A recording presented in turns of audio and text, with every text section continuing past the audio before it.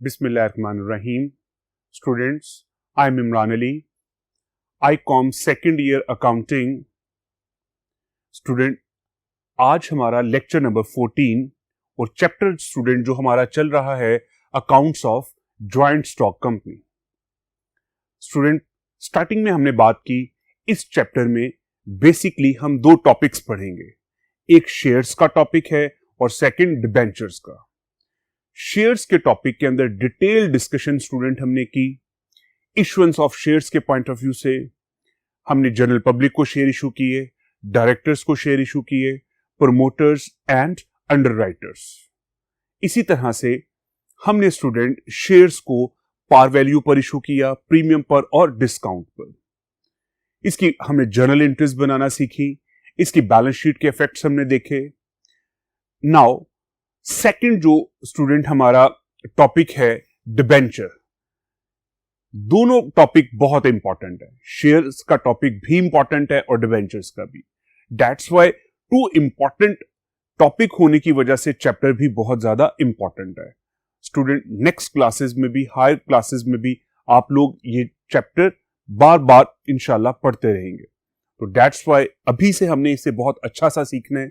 और आज हमारा टॉपिक डिबेंचर है। तो स्टूडेंट डिबेंचर और शेयर्स में डिफरेंस क्या है, एक सिंपल सी बात मैं करता हूं, एक सिंपल एग्जांपल के साथ आपको मैक्सिमम ताकि चीजें क्लियर हो। एक जॉइंट स्टॉक कंपनी अपना बिजनेस स्टार्ट करती है। एक जॉइंट स्टॉक कंपनी जब अपना बिजनेस स्टार्ट करेगी, उसके लिए जो कैपिटल रिक्वायर्ड होगा वो कैपिटल जनरल पब्लिक के अंदर इशू किया जाएगा। जॉइंट स्टॉक कंपनी बिजनेस शुरू करना चाहती है, उसके लिए कैपिटल शेयर्स बेचकर जनरल पब्लिक से कैश रिसीव करेगी और इस कैश से बिजनेस करेगी। आफ्टर 1 ईयर जब इसको जो भी प्रॉफिट होगा, ये प्रॉफिट डिविडेंड की फॉर्म में शेयर होल्डर में डिस्ट्रीब्यूट कर दिया जाएगा। इसके अगेंस्ट डिबेंचर क्या चीज है, बिजनेस को, कंपनी को लोन की जरूरत है। अगर जॉइंट स्टॉक कंपनी पब्लिक से लोन लेती है और इसके अगेंस्ट एक सर्टिफिकेट इशू करती है, that certificate is known as debenture. Debenture basically student क्या चीज है, कंपनी के लोन का एविडेंस का सर्टिफिकेट है। कंपनी ने जो लोन लिया है, इसका एविडेंस का सर्टिफिकेट जो होगा, दैट इज डिबेंचर। तो स्टूडेंट डिबेंचर लोग क्यों परचेज करते हैं, इन्हें इंटरेस्ट मिलता है। शेयर्स क्यों परचेज करते हैं, इन्हें डिविडेंड मिलता है। इन दोनों बातों में डिफरेंस क्या है स्टूडेंट, अगर आप लोग किसी भी ज्वाइंट स्टॉक कंपनी के शेयर्स खरीदेंगे, आप लोग इसके ऑनर बनेंगे और आपको प्रॉफिट मिलेगा। ऑनर को क्या चीज मिलती है, प्रॉफिट। और किस फॉर्म में मिलेगा, डिविडेंड की फॉर्म में। इसके लिए स्पेसिफिक वर्ड क्या है, डिविडेंड। इसके बाद अगर स्टूडेंट आप लोग किसी भी कंपनी के डिबेंचर्स परचेज करते हैं, डिबेंचर्स बेसिकली क्या है, आप लोगों ने कंपनी को लोन दिया है। अब कंपनी आपके पैसों से बिजनेस में इन्वेस्ट करेगी और 1 ईयर 6 मंथ के बाद आपको इंटरेस्ट की फॉर्म में उसका रिटर्न पे करेगी। तो बेसिकली बेटा डिबेंचर्स लोग क्यों परचेज करते हैं, इसमें दो पर्पस होते हैं। एक तो लोगों को इंटरेस्ट मिलता है और सेकंड इस पे कैपिटल प्रॉफिट के लिए। अगर आज स्टूडेंट आप लोगों ने एक डिबेंचर 100 रुपीज पार वैल्यू पर परचेस किया है, अगर बिजनेस कल बहुत अच्छा बिजनेस करती है, बहुत अच्छे प्रॉफिट्स होते हैं, तो इसका डिबेंचर की वैल्यू आहिस्ता आहिस्ता इंक्रीज करना शुरू हो जाएगी। 100 वाला जो डिबेंचर माइट बी कल 150 का हो जाए, 200 रुपीज का हो जाए। अगर आप लोग 1 लाख रुपीज के डिबेंचर्स परचेस करते हैं, माइट बी पॉसिबल कि आफ्टर 2-3 ईयर्स ये आपके डिबेंचर्स 2 लाख रुपीज के हो जाए। तो यहां से कैपिटल प्रॉफिट भी अर्न किया जाता है और इंटरेस्ट भी आपको फिक्स रेट ऑफ इंटरेस्ट पर मिल रहा होता है। तो डिबेंचर स्टूडेंट देखते हैं हम इसकी डेफिनेशंस के पॉइंट ऑफ व्यू से। First of all, debenture a certificate issued by a company. Debenture basically क्या है, एक सर्टिफिकेट है। सर्टिफिकेट स्टूडेंट किस चीज का है, लोन का। कंपनी ने लोगों से लोन लिया है, कंपनी ने जो लोन लिया है इसका सर्टिफिकेट है, issued by a company under its seal. Common seal की बात की थी स्टूडेंट, जब कंपनी अपना कोई भी सर्टिफिकेट इशू करेगी, उस पे अपने स्टैंप के साथ जो भी सिग्नेचर करेगी, acknowledging a debt. Basically debenture क्या है, एक एक्नॉलेजमेंट है डेट का by its to its holder are known as debentures. अगर स्टूडेंट आप लोगों ने कंपनी को लोन दिया है, आपको जो लोन के एविडेंस के तौर पे, एक्नॉलेजमेंट के तौर पे जो भी सर्टिफिकेट इशू किया जाएगा, दैट इज डिबेंचर। एक और पॉइंट ऑफ व्यू से स्टूडेंट इसके डेफिनेशन हम देखते हैं। A debenture is a document, a debenture is a certificate.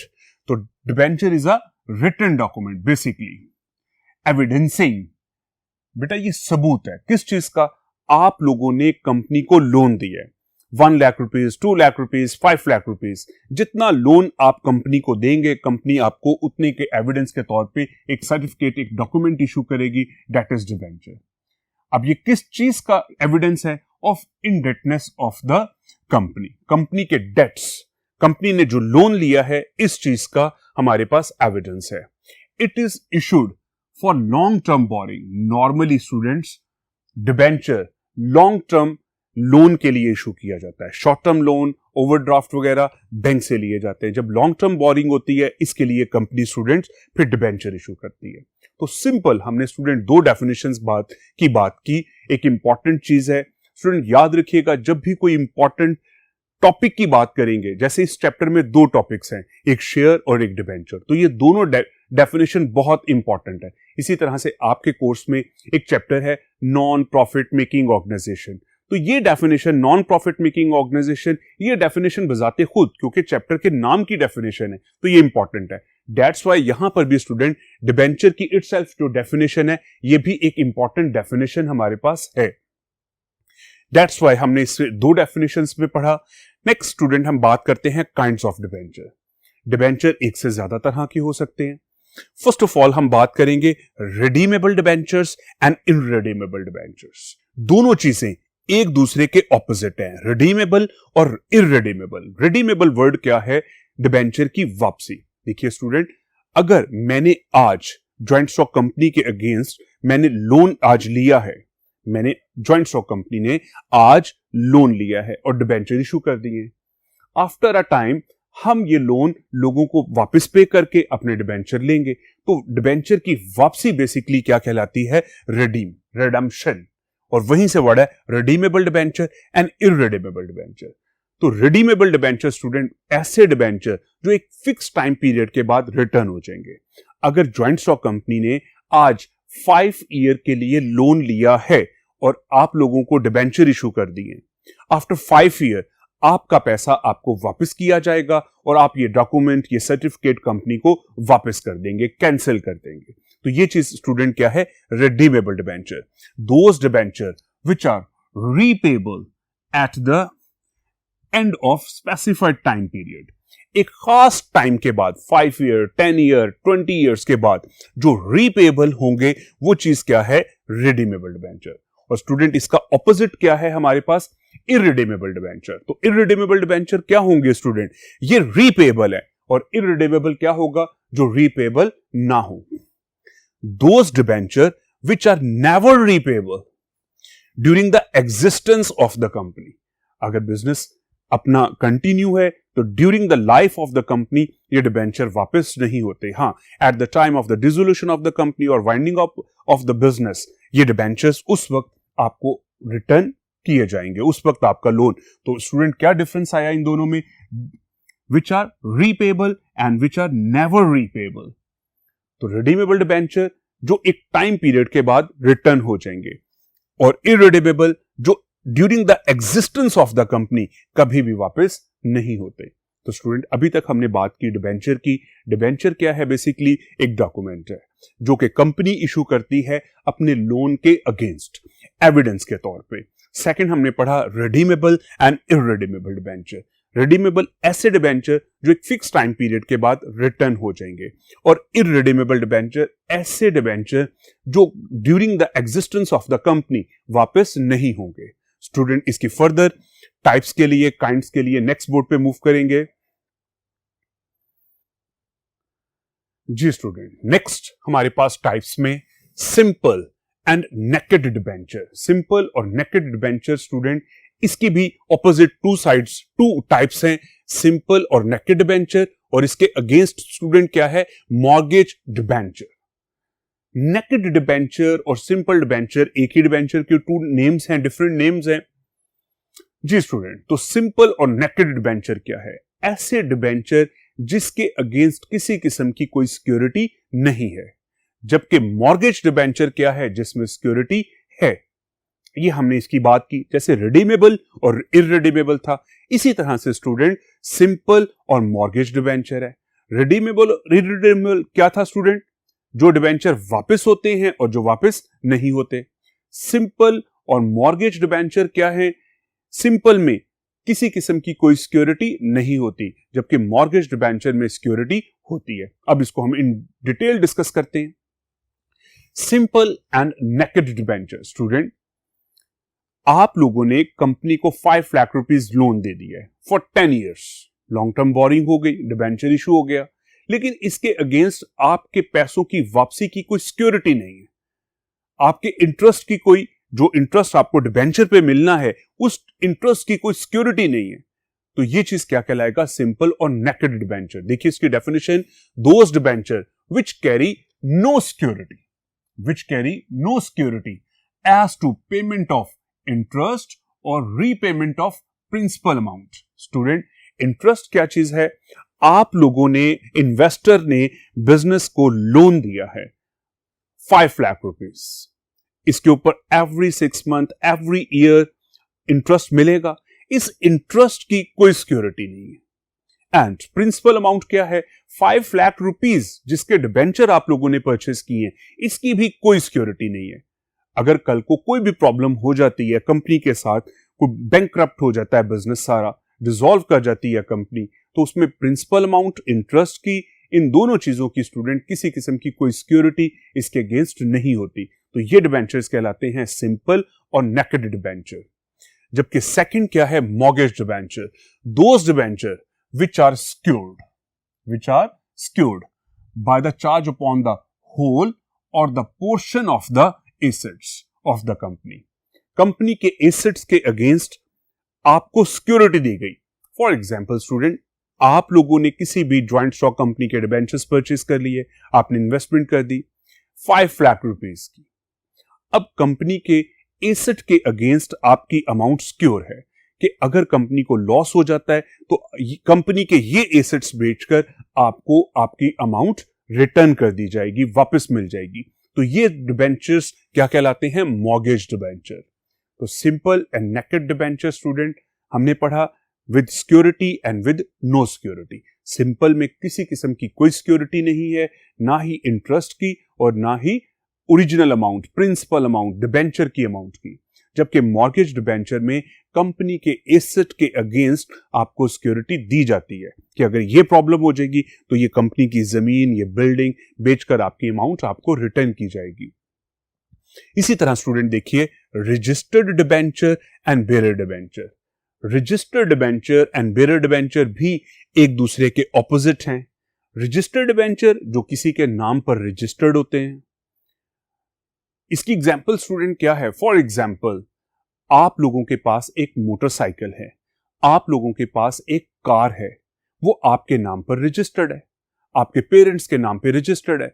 आप लोग क्या बात करते हैं कि ये जो मकान है, ये जो हमारा घर है, ये मेरे वालिद साहब के नाम है।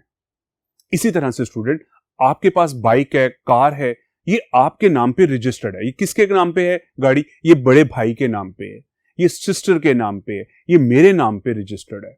आप लोग इसके मालिक हैं। तो रजिस्टर्ड का वर्ड वहीं से है, जिस तरह से हमें इसकी ऑनरशिप का पता चलता है। तो स्टूडेंट रजिस्टर्ड डिबेंचर वो डिबेंचर होते हैं जो किसी पर्सन के नाम पर रजिस्टर्ड हो। फॉर एग्जाम्पल स्टूडेंट, आपके पास 1000 का एक नोट है, ये किसी के नाम पे रजिस्टर्ड नहीं है। अगर आपके पास है तो आप इसके ऑनर हैं, और अगर मेरे पास है तो मैं इसका ऑनर हूं। जबकि रजिस्टर्ड डिबेंचर इस तरह से नहीं है। इसके अंदर नाम पे डिबेंचर का नंबर किसी पर्सन के नाम पर, अगर मेरे नाम पर है तो मेरे नाम पर रजिस्टर्ड होगा, और कंपनी के डॉक्यूमेंट्स शो करेंगे कि इस नंबर के डिबेंचर इतनी अमाउंट के मिस्टर इमरान अली के नाम पर रजिस्टर्ड है। अगर मैं इसे सेल करूंगा तो स्टूडेंट आपको पहले इसे ट्रांसफर करवाना पड़ेगा अपने नाम पे। जस्ट लाइक जिस तरह से हम कोई घर परचेस करते हैं, कोई बिल्डिंग परचेस करते हैं, लैंड परचेस करते हैं, कार परचेस करते हैं, मोटरसाइकिल परचेस करते हैं, प्रीवियस ऑनर से हमारे नाम पर ट्रांसफर किया जाता है।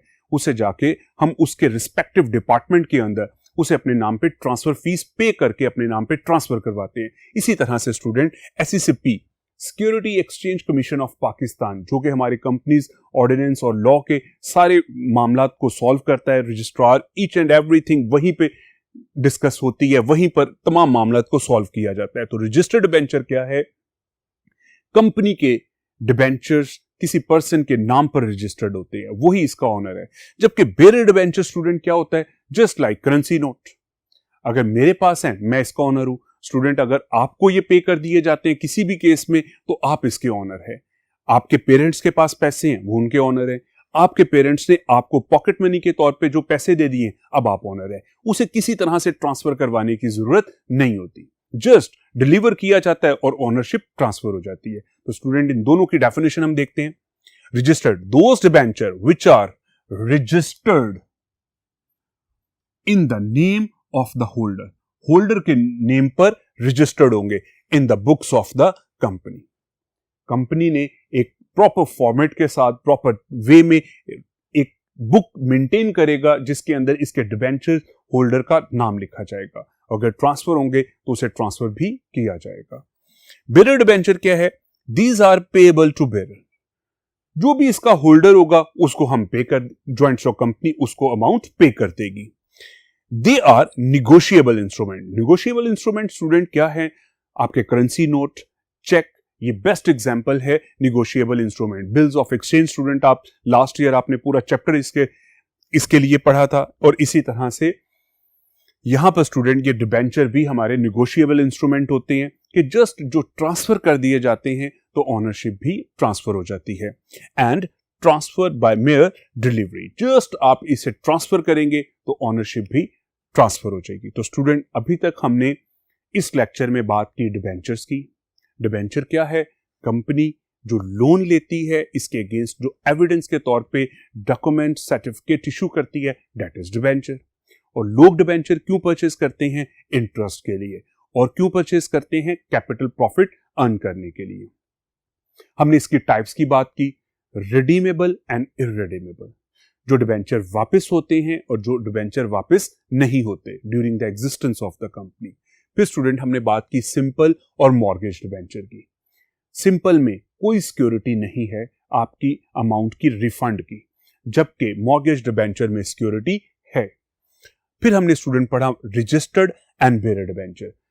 रजिस्टर्ड डिबेंचर जो किसी पर्सन के नाम पर रजिस्टर होते हैं, अगर आप ट्रांसफर करना चाहते हैं तो इसे बुक ऑफ द कंपनी के अंदर भी ट्रांसफर करवाना पड़ेगा।